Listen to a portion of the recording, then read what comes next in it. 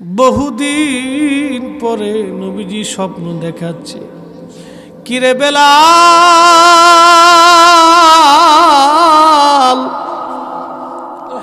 আমার সাথে কেমন জুলুম তুমি শুরু করছো বেলাল?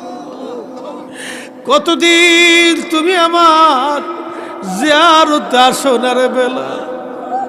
আয় আয়, আমি নবীর জিয়ারতে আয় বেলাল, কতদিন হলো তুমি আসো না বেলাল?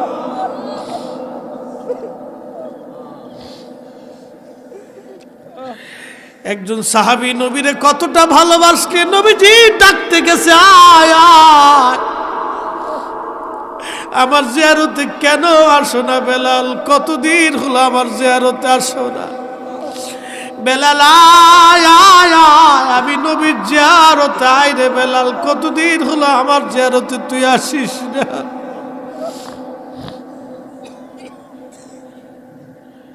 বেলালের মতো আশেক যদি আমরা হইতাম,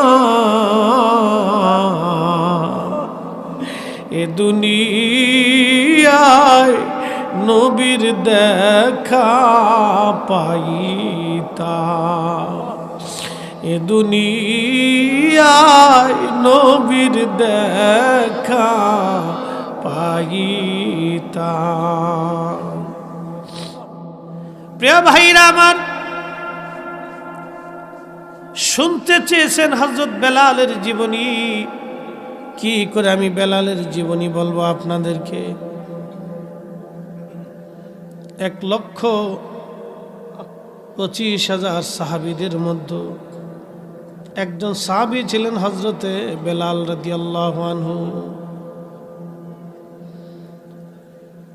হযরতে বেলালের জীবন ছিল বড় কষ্টের। কালেমার জন্যে 1,24,000 বা 25,000 সাহাবীদের মধ্যে সবচাইতে যিনি বেশি কালেমার জন্য মার খেয়েছিলেন, রিমান্ড নিয়েছিলেন, তিনি বেলাল রাদিয়াল্লাহু আনহু। জীবনের একটা বিরাট অংশ বেলালের শুধু মার খেতে খেতে পার হয়ে গেছে। পিঠের চামড়া গোস্ত দিয়েছিলেন মাগার, ঈমান বেলাল দেয় নাই। জোরে বলা যাবে কি সুবহানাল্লাহ?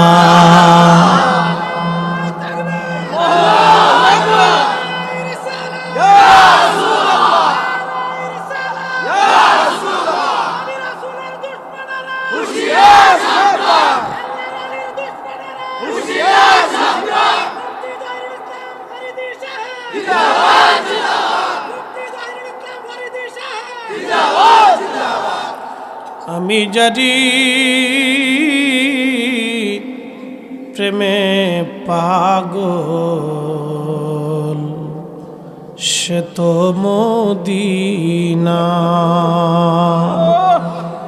আমি যারি প্রেমে পাগল, সে তো মদিনা। প্রেমানলে পুরে মরি, প্রেমানলে পুরে মরি, ওহে রব্বানা। আমি যারি প্রেমে পাগল, সে তো মদিনা।